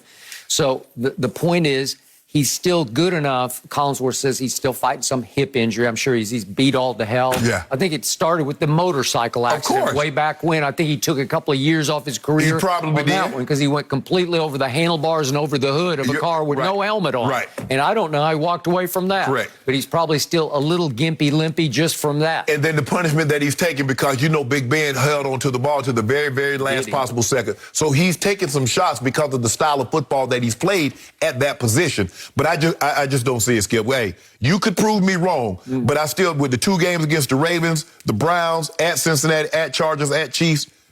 Okay, they drafted him a battering ram of a back. And I'm not saying that he's taken over the league yet. His numbers are not astounding. They're not Derrick Henry kind of numbers, but Najee Harris went 24 times for 81 yards. At least he established himself. He caught 6 balls for 46 That's where he's been really, really big valuable. I mean, because Ben can check it down, and he's going to get you. Yeah. And I feel in fear for Najee because at the rate they're using him, they're going to use him up in like 2 years. Yeah. Because you're going to talk about high collision, high contact. Yeah, he's getting 30. He's getting 30 touches a game. But I guess, Skip, that's youth. It's like, hey, let's go ahead and get it out of them because they ain't really trying to get to that running back now these days. It's hard for a running back to get to a second contract. But I just don't see what you see, Skip. I don't. Defensively, they're with T.J. Watt and Cam Hayward, they're really good. They're really good. Yep. Devin Bush, yeah. They got some Minka Fitzpatrick. They got Joe Hayden. They got some guys that can make some plays. But offensively, Skip, what you just said about the Ravens, the pride in that locker room, you also said it compares to what is in Pittsburgh. The Steelers, they have a Skip defense. The Steelers were always, you go back to the 70s, what do they know? Steel curtain. Yep. With Joe Green and all those great Hall of Famers. Well, they had some of the gold jackets there last night. Yeah. Franco and your man Rod Woodson. Rod Woodson, Mel Blount. Did he not change the way the cornerback position was played? The Institute, that's where the 5-yard rule came into effect. Yep. Because he was just taking guys and 10 yards down the field, he's throwing them up on the bench. I covered Super Bowl 10, Pittsburgh versus Dallas, the first time around, then they did it again in 13, right after the 79 season. And Mel Blount just punished them, Remember Golden Richard? Oh, yeah, he was too small. Oh, well, he had like 7 ribs broken in that. Well, how many, was like 14 Hall of Famers on the field at that one time? The second one. In the second one. Yes. I've never seen anything like it. 14, never, ever. 14 Hall of Famers. Yeah, the most I've ever seen. The collection of talent was the greatest that day in the Orange Bowl. And they had 10 on one team. Their defense, I mean, you look at their defense, they had him and Joe Green and Donnie Shell and Mel Blount, I said Mel Blount, but Jack Lambert, Jack Ham. Yep. They were loaded. You can make a case for L.C. Greenwood being in the Hall of Fame. 35-31 Pittsburgh because my man Jackie Smith couldn't hang on to a little pop pass. Yeah. Right. He misjudged it, Skip. He misjudged him. He hit him and all he was great. He in the Hall of Fame. He's in the Hall of Fame. No mercy. This week on Thursday Night Football, Baker Mayfield and the Browns face off against Teddy Bridgewater and the Broncos at 7:30 Eastern, 4:30 Pacific on Fox, NFL Network, and streaming on Prime Video. Well, in the Cowboys' win yesterday, Dak Prescott threw for 444 yards, which was the most ever allowed by a Bill Belichick-coached Patriots team. And last night, future Hall of Famer Drew Brees didn't hold back when talking about how well Dak is playing. Take a listen. I'll say this, too, about Dak Prescott. In my mind, he's a top 3 quarterback in the league right now, the way that he's playing, the way that he's leading his team. Shannon, a top 3 quarterback is a pretty bold stance. Can you go that far? No, I cannot, because I don't believe anybody will take him right now. And right now, I don't believe there's a general manager that would take Dak Prescott over Patrick Mahomes, Aaron Rodgers, or Tom Brady, or Kyler Murray. That's 4 right there, so that can't be top 3. I'm not so sure they're going to take him at the way Stafford, Josh Allen, and Lamar Jackson's playing. So he's outside of those guys. He's playing phenomenal. But when you say top 3, that means right now, give me 3 quarterbacks. I'm taking Mahomes, I'm taking Rodgers, I'm taking Brady, I'm taking Kyler Murray before I get to Dak. I'm definitely taking Lamar Jackson. So I got him somewhere outside of the top 6, top 7. So that's not a knock. That's not saying Dak isn't playing good, but I still believe that Mahomes is a step above him. I believe Rodgers. I believe Tom Brady, Kyler Murray. They're still above him. Lamar Jackson. So for me, no. Rodgers, and even Rodgers skips his week 1 loss. He's 12 TDs, 1 INT with 5 wins. We saw Mahomes turn the ball over 3 times. Still go get your 4 bills and blow out the Washington football team. 8 interceptions. Hey, Tyree got to help him out. Because a couple of those have hit in receivers' hands. I'll buy that. Yeah, it's hitting receivers' hands. That one before halftime, it was like, I have no idea what you're doing. Well, and that's what I'm saying, Skip. It's 3rd down. Yeah. You're going to get a field goal at worst case scenario. He panicked like he thought it was 4th down and I just got to make a play. No, live to see another day. But I'm still, even that situation, I'm not taking Dak over Mahomes. I'm not taking him over Brady, and I'm not taking him over Rodgers, Lamar, and Kyler. So I saw the great Drew Brees say this. I heard him say this at halftime last night on NBC, and it hit me the wrong way when I first heard it, and then I slept on it. And I thought about it on the treadmill this morning, and I'm thinking, wait a second. He's talking about the way he's playing, the way he's leading his football team. Right.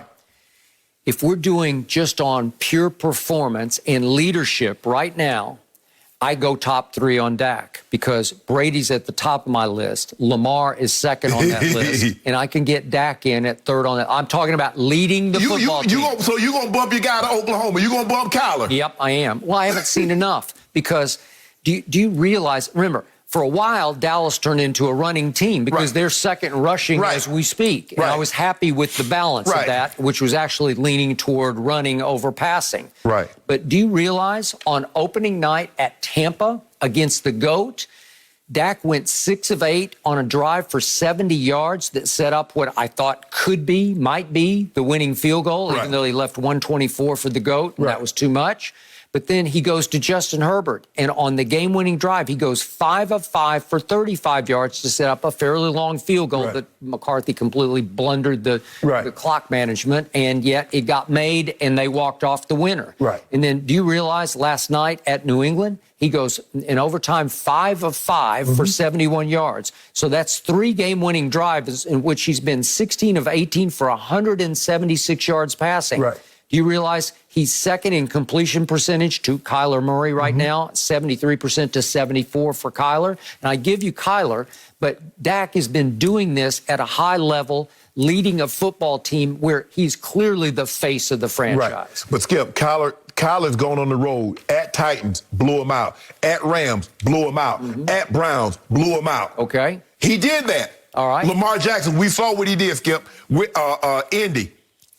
442 yards, 4 touchdowns, walk-off touchdown. We saw what he did. A very good Chargers team. We saw what he did to them.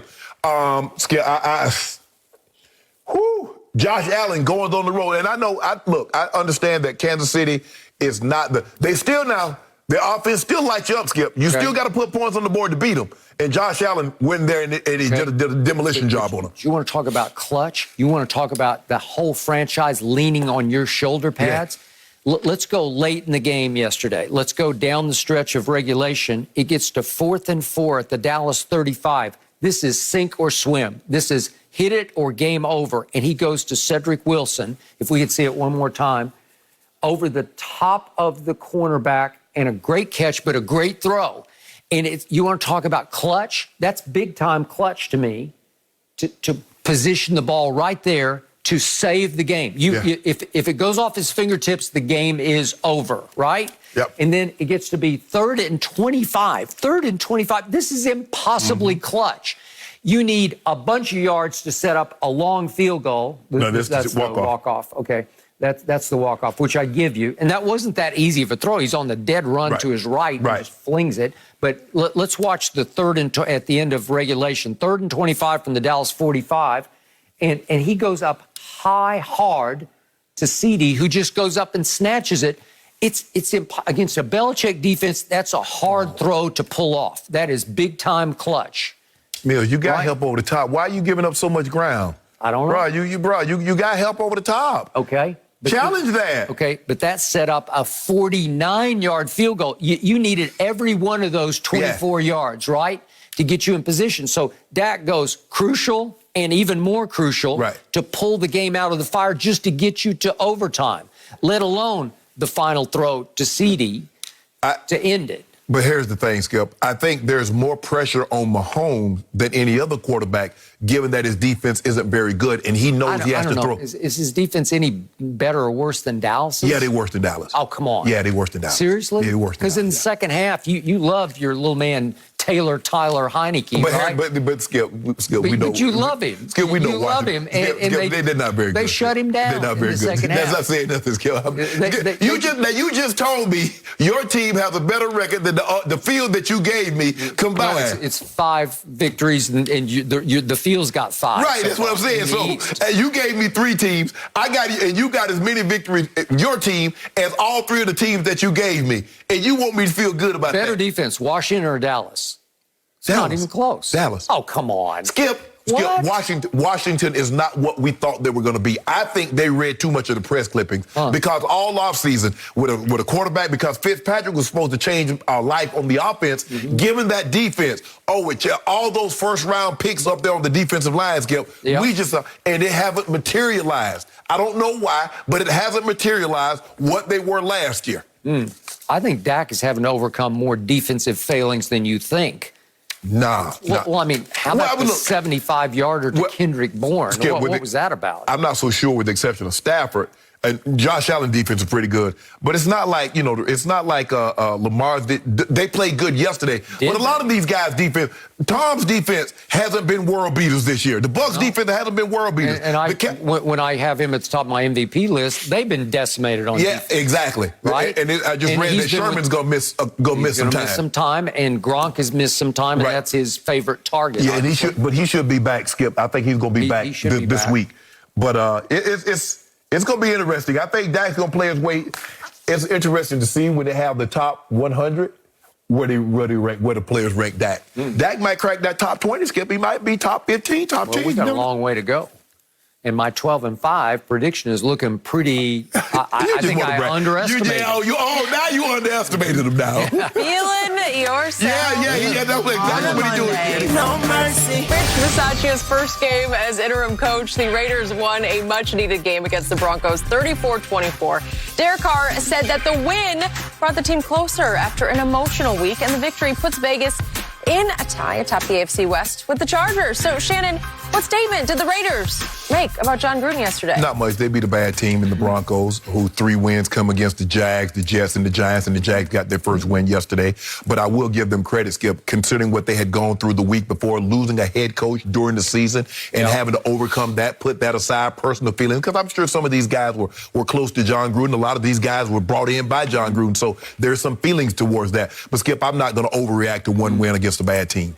I am, because John Gruden, as you know, rules with an iron fist and a sarcastic, caustic tongue. He's not a motivative coach. He's very condescending in his coaching style. Very condescending, and I'm not sure it works with today's kids. Correct. I agree. That team played yesterday like it was very relieved to be out from under him. It felt a little bit like Ding Dong, the witch is dead, right? Yes. Derek Carr looked like Derek Carr again. He looked like it, and I do believe in his heart of hearts he loves John Gruden, but I believe he was a little bit relieved to be free of him yesterday, because John is really hard on his quarterbacks, and I admire Derek Carr for taking that psychological beating. I believe Derek Carr embraced John Gruden way more than John Gruden ever embraced Derek Carr. He was willing to accept him, says, this is my coach, this is his coaching style. I'm willing to learn because I believe this guy can help me get better. And no matter how great he did, it seemed like John Gruden always had his eye on something outside. But I probably could get so much better if I had someone other than Derek Carr. I'm not writing off the Raiders in that division because it is winnable. Hello, so don't count on my homeboy. They needed to get the win. He ain't going nowhere. How about your Broncos? Skip Shannon, great show today. We'll be all over tomorrow. Aaron Rodgers or Russell Wilson next year. Have a good one.